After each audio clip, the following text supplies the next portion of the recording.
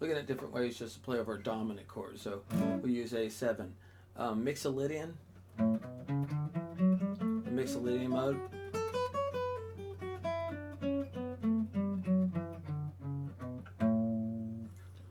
Now, what's weird about this Mixolydian mode is I do these like,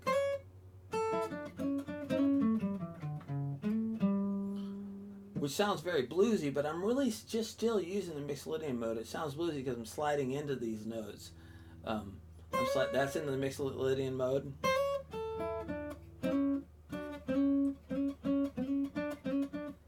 That note is too, so. And this note.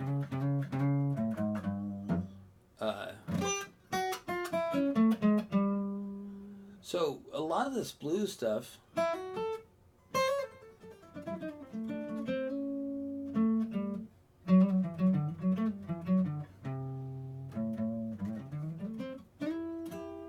is really can be looked at as just adding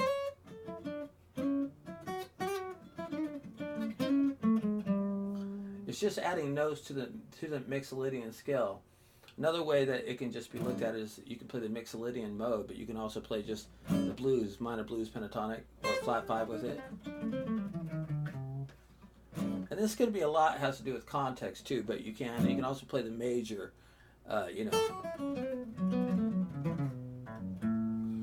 major pentatonic or major blues scale over it. So you have Mixolydian, your major, your minor blues scales, or pentatonic scales, flat third, or flat 5 or minor third, and the major, however you want to look at it. That's, depending on context, and what you want to play. But that's all going to fit. Another idea is you might want to look up what's called a Phrygian dominant. It sounds like this. It's kind of Spanish sounding, but it's...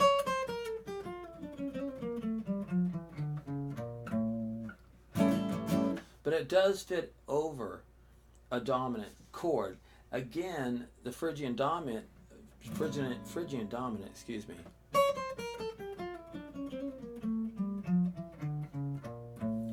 Plays right over a dominant chord, but again, you want to listen to the context of it. Let's say if I was playing Georgia, so I'm hitting C major 7, then I go to E7, okay? And I come up and I play E Phrygian dominant.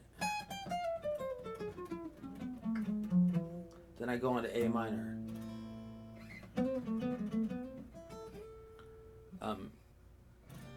C. So you can hear that, it fits in that context.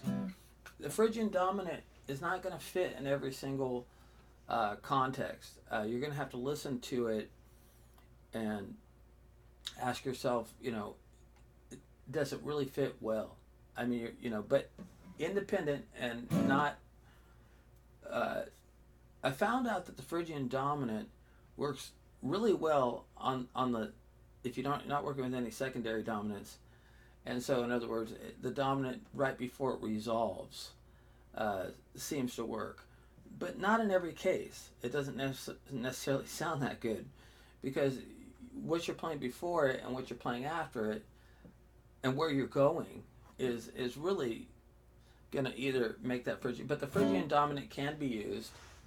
I would say, make sure that it's a sound, so it has that harmonic minor thing going on. Like if we're go up to the 4 of any of this chord, 1, 2, 3, D, that it has D harmonic minor in it. So if I went,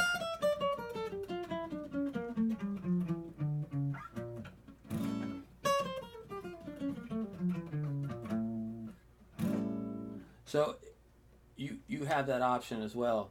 You also have just a whole tone scale. Okay, we've got this.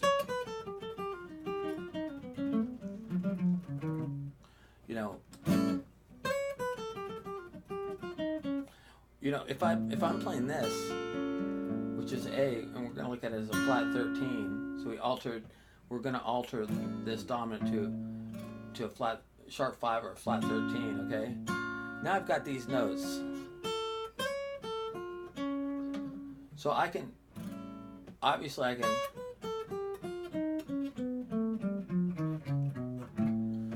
play, the whole tone scale over the top of it. You can also come out of the whole tone scale. You can and go into like a blues scale. So you can. So let's say we're here, and I go.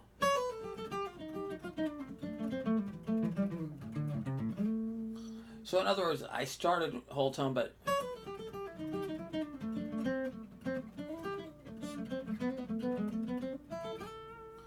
then so you don't have to play the whole tone in its entirety, but you can definitely reference it and throw it in there. Another Lydian dominant fits real well over it.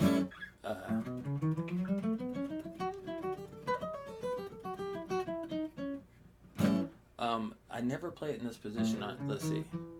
I'm gonna mess it up.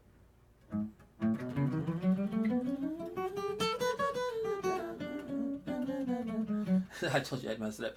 The reason I never play the Lydian dominant in the key of E is because I think of a conversion type of therapy. Boy, where I know that E Dorian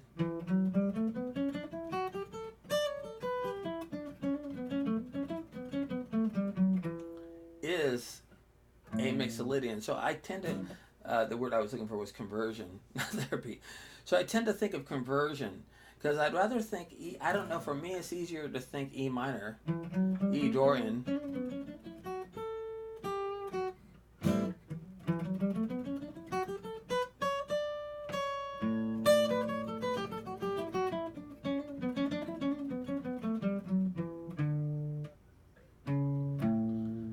And the reason it is because I know that now if I just go from regular Dorian to a melodic minor in E, I'm playing Lydian dominant.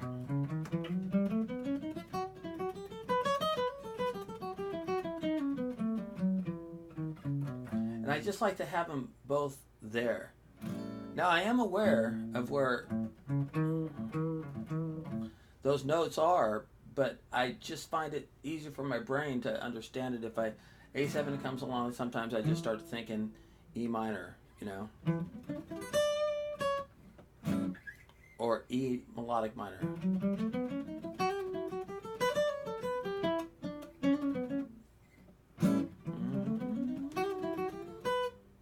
So, I mean, if I walked into it this way,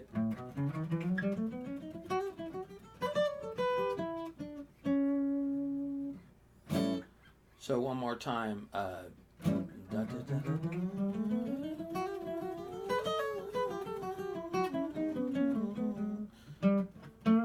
I missed a note there.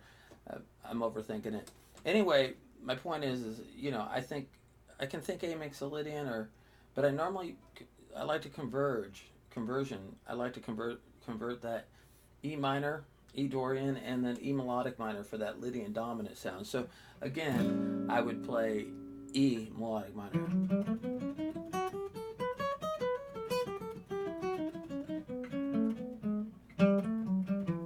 If I can.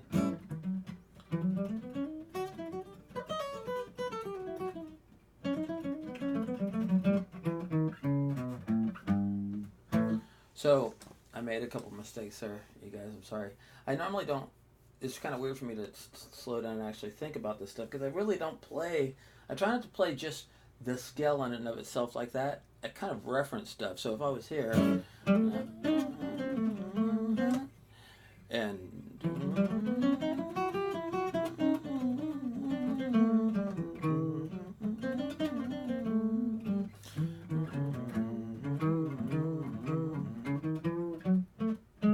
has that Lydian.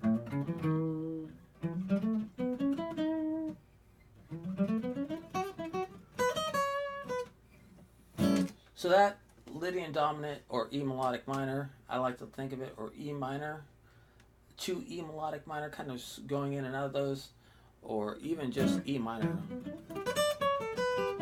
It gives me my A Mixolydian. So I do that again, that a lot. You also have your this half step, whole step, half step, moving up scale And a real easy place to play that is just right here.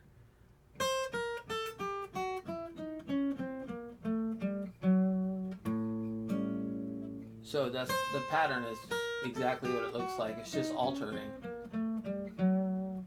So I might start here.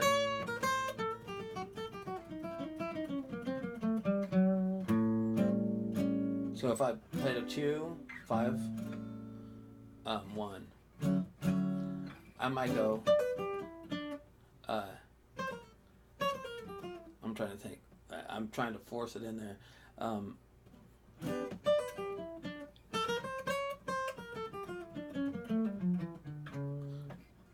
Now I just went into Phrygian dominant. See, this is. Forget what I just played there. Let's see. So, I usually take the scale and break it up. So, I mean, I might go, which is the same scale, but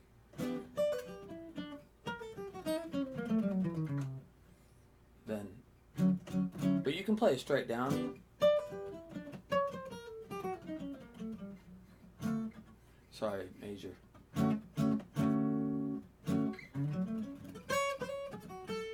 So one more time, I'm going to try not to mess it up. So you can always.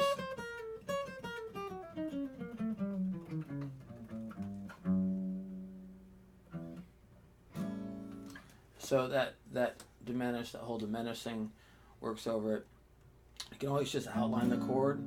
So we have a flat 13. I might go.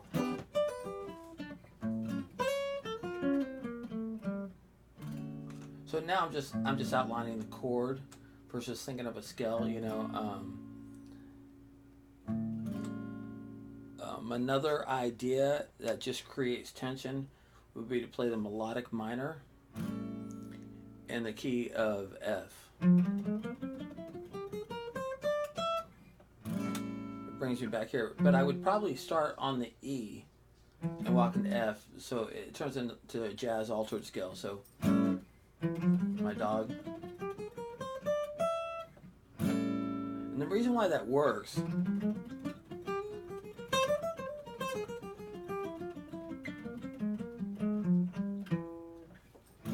is because basically I'm thinking this. I'm thinking E dominant, which brings me back to here. So I'm playing over this chord.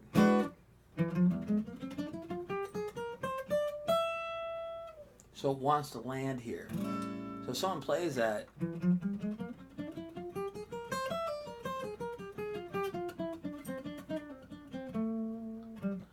I can play that melodic minor.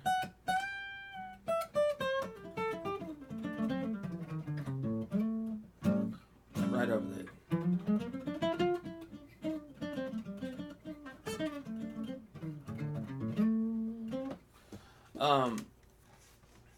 Other ideas, you know, it honestly it really starts to become kind of endless. But those are some ideas. Just playing over just a 7th chord. When we start to alter it and get into really really different chords.